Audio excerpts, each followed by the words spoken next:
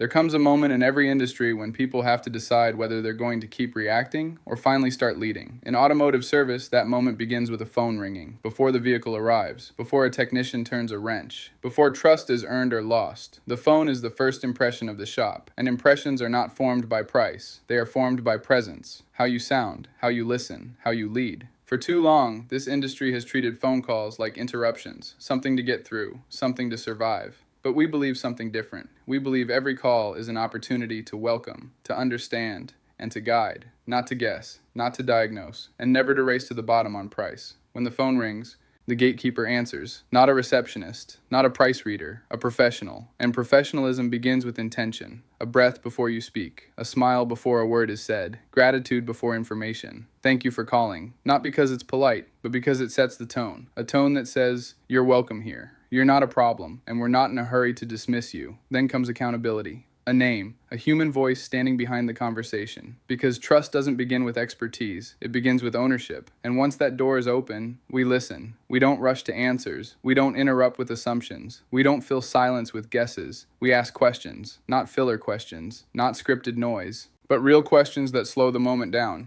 When did this start? Does it happen all the time or only sometimes? Cold or warm? Any warning lights? Because questions do three things. They tell the customer they're being heard. They give technicians a fighting chance. And they protect the advisor from saying something that can't be taken back. And here's the line we refuse to cross. We do not diagnose over the phone. Not because we lack knowledge, but because we respect truth. No tools, no measurements, no inspection, just fragments of a story. And fragments are not a diagnosis. When we guess, we create expectations we can't control. When we promise, we inherit liability. When we speak in absolutes, we gamble with trust. So instead, we tell the truth.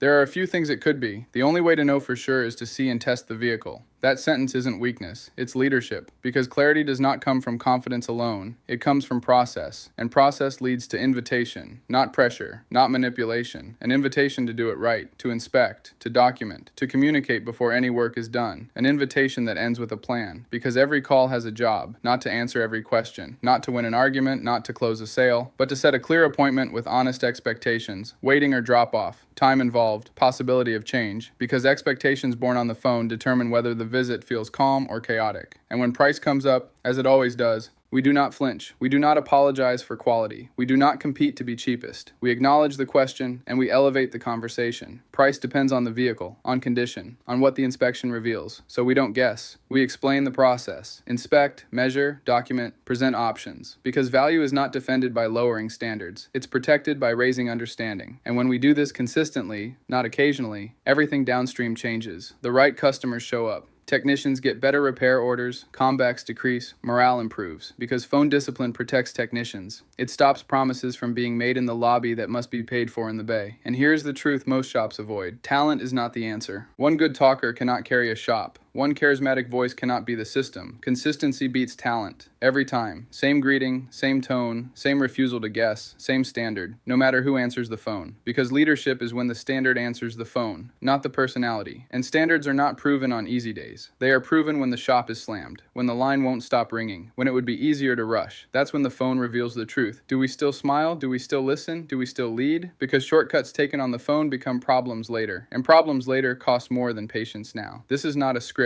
This is a movement that says the phone is not an interruption, it is an open door. And when that door is answered with clarity, with discipline, and with care, the entire shop changes. If you believe this industry can do better, sound better, and lead better, you're in the right place. Subscribe, hold the standard, and answer the phone like it matters, because it does.